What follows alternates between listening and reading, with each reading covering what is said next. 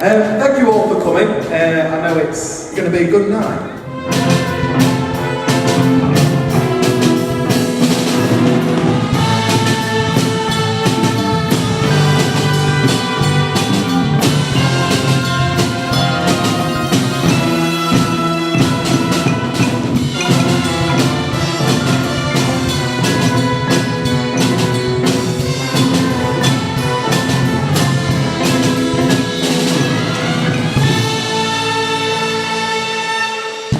My name is Roger Steele, I'm the producer of the show, so I'm just generally making sure that everybody gets what they need in the right place at the right time and hope the show moves along nicely.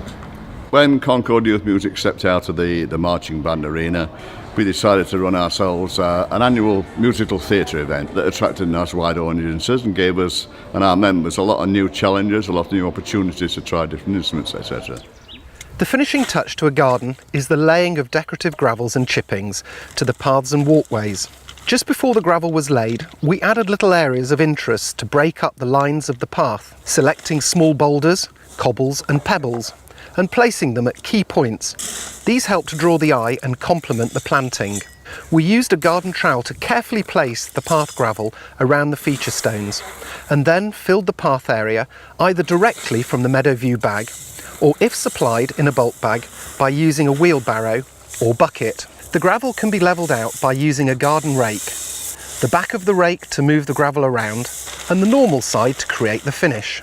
Gravel should be laid to a depth of around 50mm, and to estimate how much material you need, visit Meadowview's website at www.meadowviewstone.co.uk.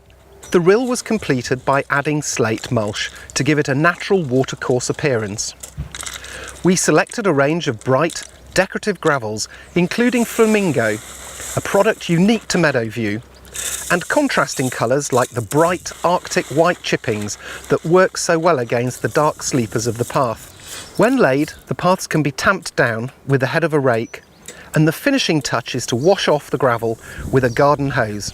This makes the garden come to life and brings out the true colours of the stone.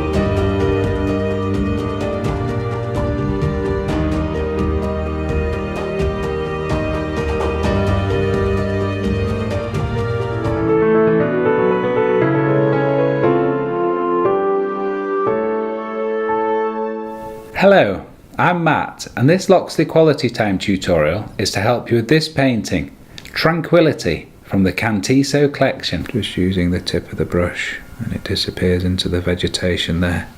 So I'm now doing stage 2 of these windows, and I'm using dark brown with the small brush going over these areas, keeping off the window frame as much as possible. This one here I've left deliberately like that because there's a curtain in the window, so I've not painted the whole window. You can make the curtain bold by painting a bit of white on it if you want to.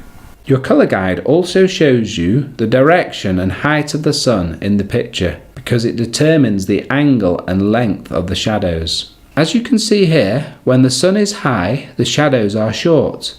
As the sun gets lower, the shadows get longer.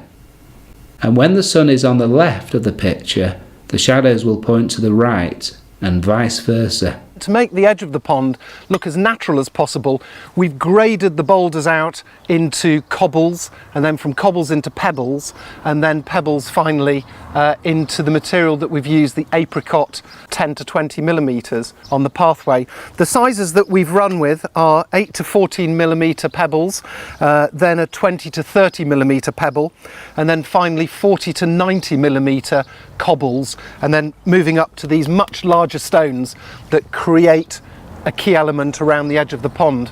We are the sea monsters. And we are playing the Imaginarium